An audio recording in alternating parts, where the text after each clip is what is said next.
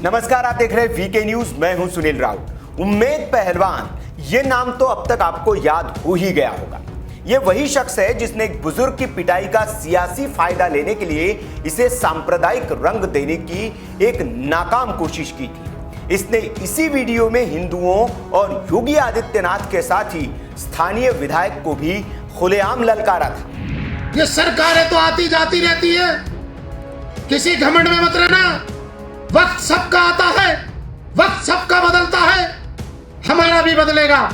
अगर इसी काम पे तुम लोग खड़े रहे तो ऐसा जवाब आपको देने का काम होगा कि तुम्हारी नस्लें भी ये कह मरेंगी कि बुजुर्ग तो बुजुर्ग, किसी जवान के साथ भी हम जुल्म नहीं करेंगे। लेकिन इसकी यह अकड़ तब ढीली पड़ गई जब इसके खिलाफ यूपी पुलिस ने मामला दर्ज कर लिया।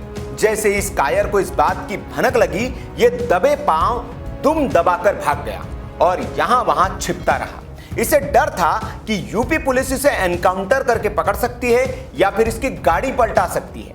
इसी डर में ये यहां से वहां भागता रहा और सरेंडर करने की जुगत में लगा रहा था। लेकिन इसी चकमा देने की कोशिश में ये दिल्ली से धरा गया। वहां भी इसने भागने की भरपूर कोशिश की, लेकिन कोई चालाकी काम नहीं आई। अब गाजियाबाद की कोर्ट ने इसे 14 दिन की न्यायिक हिरासत में भेज दिया है। मतलब 14 दिन तक अब इसे डासना जेल में रोटियां तोड़नी पड़ी।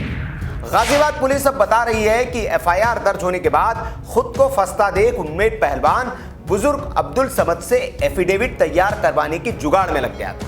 वो अब्दुल समद से एफिडेविट में लिखवाना चाहता था कि जय श्री राम न कहने पर ही उसे पीटा गया और दाढ़ी काटी गई, जिससे अदालत में यह साबित करवाना चाहता था कि जय श्री राम विवाद के बाद ही वो फेसबुक लाइव उसने किया था और उसका लाइव सही है। पुलिस के सूत्रों ने बताया कि उसने गिरफ्तारी के बाद पूछताछ से पहले तो बहुत गुमराह करने की कोशिश की, लेकिन जब यूपी पुलिस ने अपना असली रंग दिखाया तो उसने रट्टू तोते की तरह सारी सच्चाई सिलसिलेवार तरीके से उगल दी। पुलिस ने उसी आधार पर गिरफ्तारी के बाद उम्मेद के खिलाफ कुछ धाराएं एफआईआर में और बढ़ा दी हैं। पुलिस के मुताबिक राजनीतिक महत्वाकांक्षा के चलते उम्मेद ने यह सारी साजिश रची थी। उम्मेद ने कबूल किया है कि फेसबुक पर भड़काऊ लंबे वीडियो लाइव करने के पीछे उसका मकसद सियासी फायदा लेना था। वो खुद को लोनी में कट्टर धार्मिक नेता के रूप में स्थापित करना चाहता था और पालिका चेयरमैन या विधानसभा का चुनाव लड़ना चाहता था। कट्टर छवि के जरिए वो वोटों का ध्रुवीकरण करने की सोच रहा था। आपको बता दें कि उम्मेद सपा का नेता है और अखिलेश यादव के साथ उसकी कई तस्वीरें हैं। इसका मतलब यह है कि यह अखिलेश का करीबी है और वो अखिलेश के सामने मुसलमानों को का कट्टर मसीहा बनकर टिकट लेने की जुगाड़ में था। आपको ये भी बता दें कि लोनी बॉर्डर इलाके में उम्मेद पहलवान का काफी रुतबा है, इसलिए उसने जानबूझकर लोनी बॉर्डर थाने में मुकदमा दर्ज करवाया था और घटनास्थल को लोनी बॉर्डर बताया था। जबकि जांच में पता चला है कि बुजुर्ग की पिटाई की घटना प्रवेश के घर बंथला में हुई थी।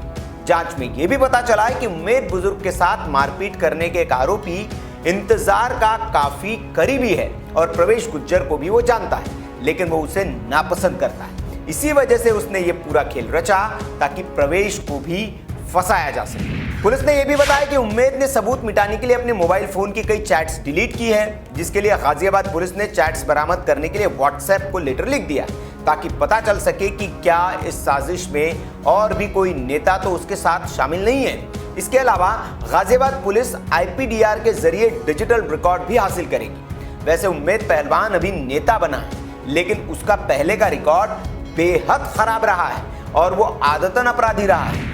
उसके निजी जीवन की बात करें तो उसने 3 शादियां की हैं, जिसमें एक किन्नर के साथ भी की थी। उम्मेद में पहला निकाह किन्नर के साथ किया था, लेकिन वो ज्यादा दिन नहीं चल सका और चंद दिनों बाद टूट गया था। उसने दूसरा निकाह मुजफ्फरनगर दंगे के बाद एक विधवा से किया था। पुलिस ने यह भी बताया कि आपराधिक जीवन की शुरुआत में उम्मेद अटैची चोरी करके चलती ट्रेन से कूद जाया करता था, इसलिए वो उम्मेद कूदा के नाम से कुख्यात हो गया था। उम्मेद पर कई संगीन मामले भी दर्ज हैं। अपराध की बात करें तो उसके खिलाफ 2006 में पिलखुआ थाने में जानलेवा हमले का केस दर्ज हुआ था। उसके बाद 2017 में लोनी बॉर्डर थाने में गोवध निवारण अधिनियम के तहत भी केस दर्ज हुआ था। 2018 में साहिबाबाद थाने में महिला से छेड़छाड़ का केस उसके खिलाफ दर्ज हुआ। इस घटना का तब वीडियो भी वायरल हुआ था। इसके अलावा 2018 में उसके खिलाफ लोनी बॉर्डर थाने में ही हत्या की कोशिश और बलवे का केस दर्ज हुआ था और अब 16 जून को लोनी बॉर्डर थाने में ही उसके खिलाफ धार्मिक भावनाएं भड़काने का केस दर्ज हुआ। वैसे उम्मेद इस मामले में करने तो नेतागिरी चला था, लेकिन अब उसे हवालात में दिन गुजारने पड़ेंगे। तो ये रही उम्मेद की पूरी कुंडली। खबर पर आप कुछ कहना चाहते हो तो हमें कमेंट बॉक्स में जरूर लिखें। वीडियो अच्छा लगा तो लाइक करें, शेयर जरूर करें, ताकि पता चल सके कि सांप्रदायिक साजिश रचने वाला उम्मेद, उसकी हिस्ट्री क्या है, उसकी कुंडली क्या है, लोग उसके बारे में जान सकें। और ऐसी खबरों के लिए आप देखते रहिए वीके न्यूज। नमस्कार।